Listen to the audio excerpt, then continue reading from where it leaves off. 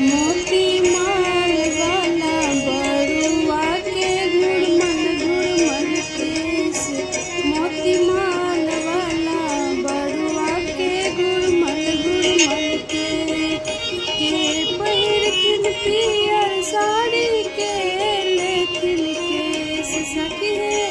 के पहिरथिन पियर साड़ी के लेथिन केस। मोती माल वाला बरुआ के घुड़मल केस। मोती माल वाला बरुआ के घुड़मल केस। दादी पहिरथिन पियर साड़ी दादी लेथिन केस सखी है। दादी पहिरथिन पियर साड़ी दादी लेथिन केस। मोती माल वाला बरुआ के घुड़मल केस।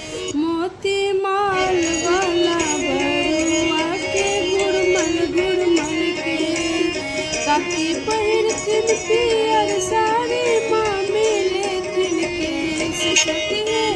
काकी पहिरथिन पियर साड़ी काकी लेथिन केस।